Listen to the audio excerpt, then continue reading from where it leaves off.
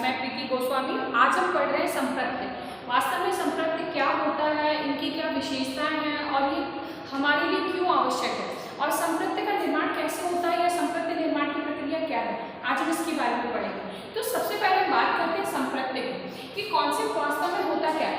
हम daily routine में हम जहाँ रहते हैं, आप देखते होंगे आपके चारों बहुत सारी चीज़ें रहती हैं, है ना। जैसे पक्षी उड़ रहे हैं, बाहर कुत्ता घूम रहा है, फूल खिल रहे हैं, ऐसा बालक है, बालक खेल रहा है। तो ऐसी बहुत सारी चीज़ें हैं जो आप देखते हैं। इनको हम कैसे देखते हैं?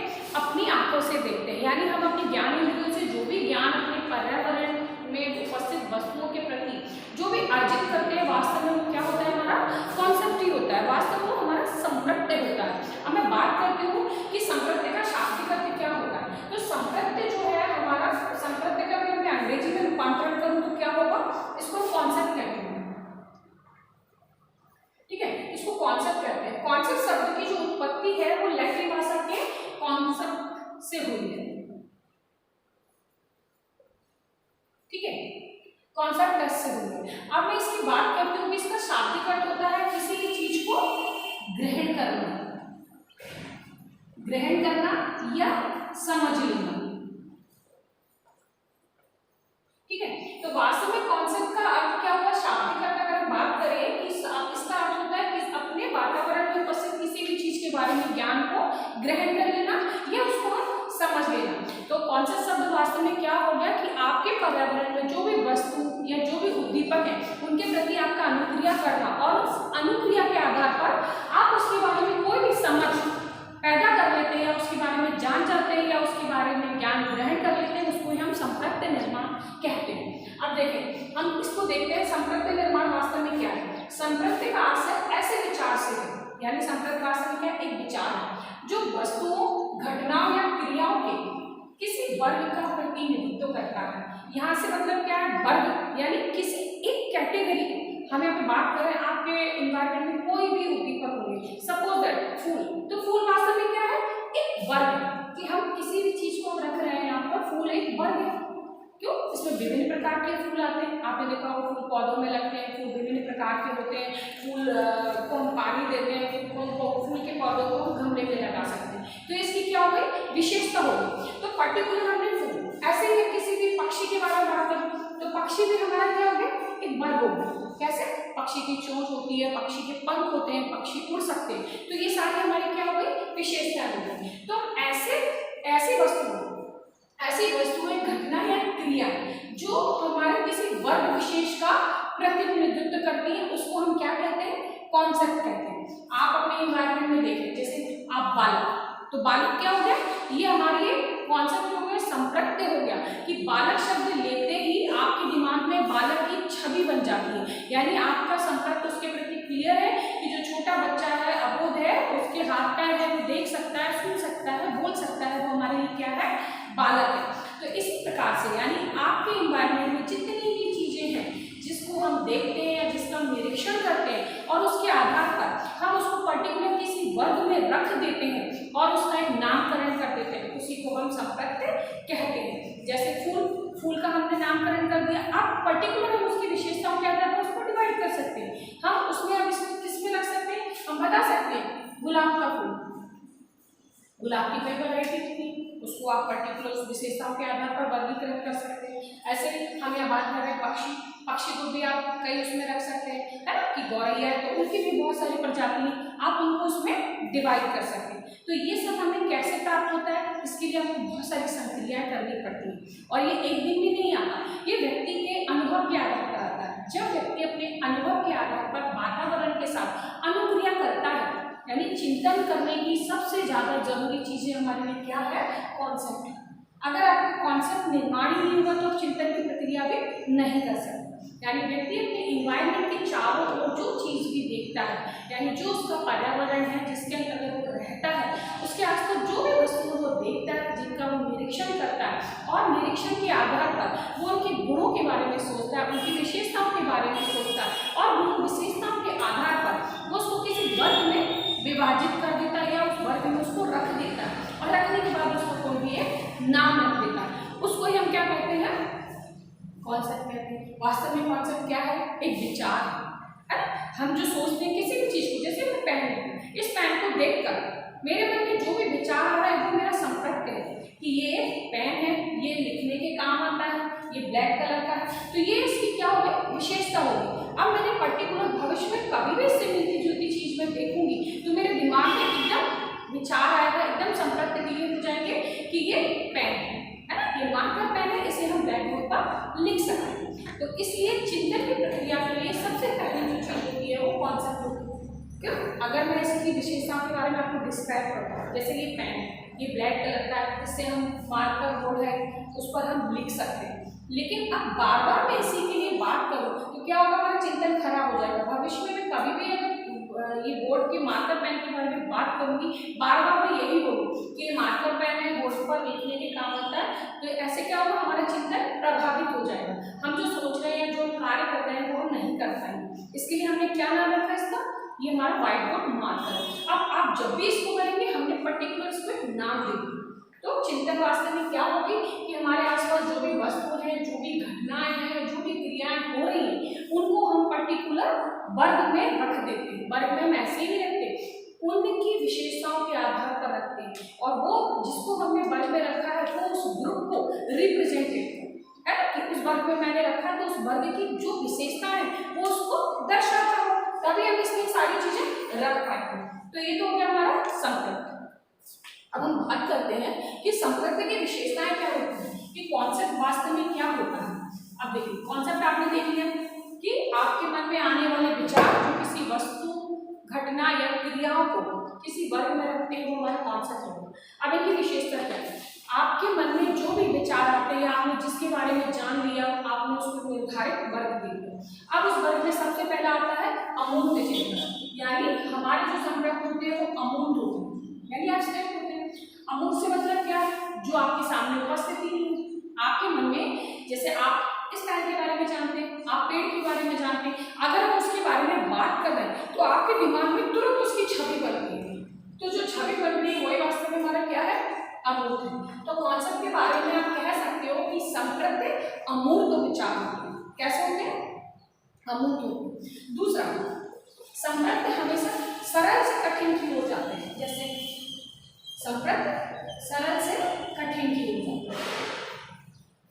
कैसे जाते हैं, आप एक बच्चा है, छोटा बच्चा है, अगर वो घर में है और उसने देखा कि गाय बाहर दरवाजे पे है, तो घर के मेंबर को वो कई बार देखने पर उसे पता चलता है कि ये क्या है, गाय है। माँ कहती है देखो बेटा गाय आ गई, गाय को रोटी दे दो। तो ऐसे कई शब्द वो बार बार देखता है कि ऐसा जानवर जिसके 4 पैर हैं और 2 सींग हैं, 2 कान हैं, हमारे घर आता है और घर वाले उसे बार बार संबोधित करते हैं पर्टिकुलर किसी नाम से।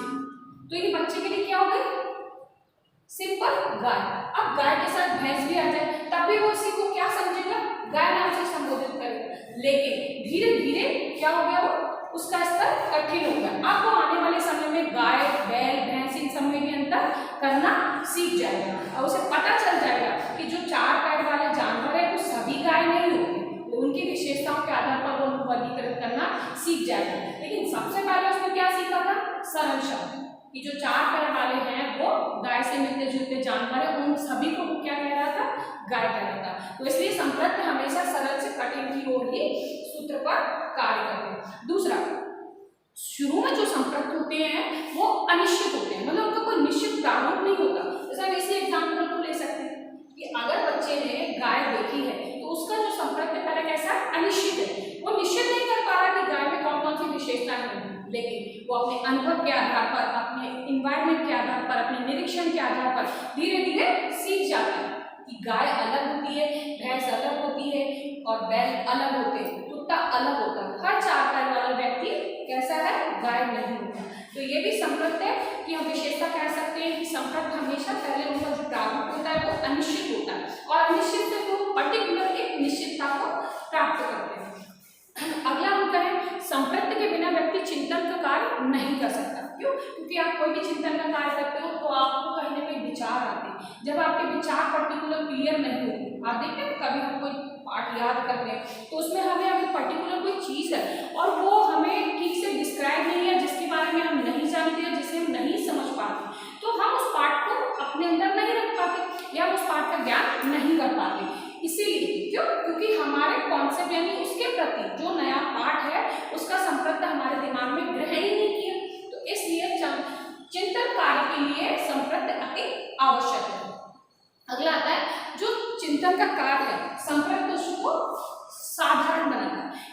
सिंपल बनाता। जैसे मैं बार बार कहूँ, 4 पैर वाला जानवर जिसके 2 सींग होते हैं, 2 कान होते हैं, वो गाय होती है।